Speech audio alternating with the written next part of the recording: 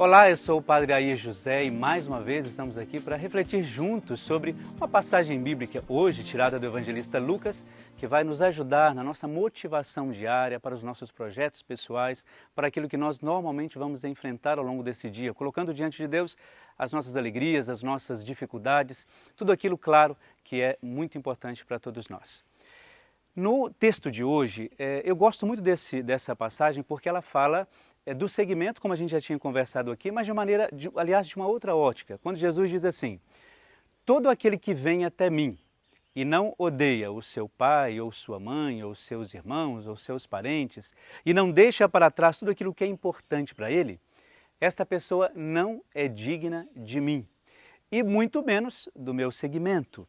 E é aí que a gente entra com aquela reflexão de quando nós negamos a cruz que nos é colocada pela própria vida, pelas circunstâncias da nossa vida, negando os nossos sofrimentos, como se quiséssemos fugir dele, e ao mesmo tempo, por negar esse sofrimento, a gente achar que Deus tem por obrigação cuidar de todos os nossos problemas e nossas dificuldades. Às vezes nós criamos alguns obstáculos, colocamos algumas culpas em Deus e achamos que Ele é culpado, talvez, no nosso caso, pela nossa incompetência em gerir os nossos próprios problemas. É por isso que eu gosto desse trecho de hoje, porque Jesus diz assim: olha, todas as outras coisas elas são relativas quando a referência passa a ser Deus. Agora, qual é a importância de tudo isso? Não é no sentido de a gente negar a existência da nossa família. Não é no sentido de você, por exemplo, odiar os seus pais, achar que todas as coisas que eles construíram com você, por você e que a sua família, por exemplo, ela não seja importante. Jesus não quer dizer isto. O que Jesus quer apresentar, assim como todas as outras coisas na nossa vida, elas não estão e não devem, melhor dizendo, estar em primeiro lugar. Sempre elas são importantes, mas quem deve preceder tudo isso é a vontade e a presença de Deus na nossa vida. Por isso que esse odiar, que Jesus nos fala na passagem de hoje, não é esse odiar que nós entendemos de odiar as pessoas por aquilo que elas falam, ou por nós não concordarmos com o seu pensamento, com o seu jeito de ser, não é esse ódio. Ou por alguma coisa que a pessoa nos diz e nós não gostamos, achamos que ela não deveria dizer, nós não merecemos isso. Não é neste sentido. É justamente de não querer absolutizar aquilo que deve ser relativo. É por isso que hoje a igreja entende o segmento como de fato essa entrega pessoal. Se a gente não tem isso, a gente não vai entender nunca a vontade ou o projeto de Deus, o nome que você quiser dar para isso, na sua vida. Por exemplo, a vocação sacerdotal, a vocação religiosa, a vocação de um leigo consagrado, a vocação de alguém dentro de uma comunidade, tudo isso, logicamente, está relacionado ao segmento. Mas estas coisas, elas devem, neste caso, prevalecer diante da nossa família, diante do nosso trabalho, diante das nossas coisas, porque ali está sedimentada a vontade de Deus. Agora, é claro que nós não vamos abandonar uma coisa em detrimento à outra. O que a palavra quer nos apresentar é que nós podemos conjugar e levar tudo isso junto, porém não absolutizar aquilo que pode nos afastar da presença de Deus. É isso que Jesus quer apresentar no texto de hoje, quando ele fala: a gente precisa, deve odiar o pai, ou a mãe, ou o parente, aquela pessoa mais próxima. Ou seja, nós devemos saber que todas essas coisas são presentes de Deus na nossa vida, mas quando se trata do segmento e da nossa vocação pessoal, elas não estão em primeiro lugar.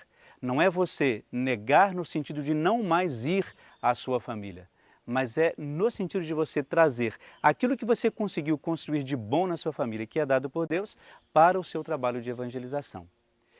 E aí, claro, para mim, nem sempre a gente percebe isso, e é importante a gente entender que às vezes nós trocamos um pouco o viés dessa questão. Aquilo que de fato é um valor para mim, e deve ser sempre isso, eu acabo colocando como segundo lugar. Eu posso, por exemplo, ser um ótimo filho na minha família, ser um excelente filho, e ao mesmo tempo, neste sentido, continuar o meu seguimento a Jesus, ao meu seguimento a Deus.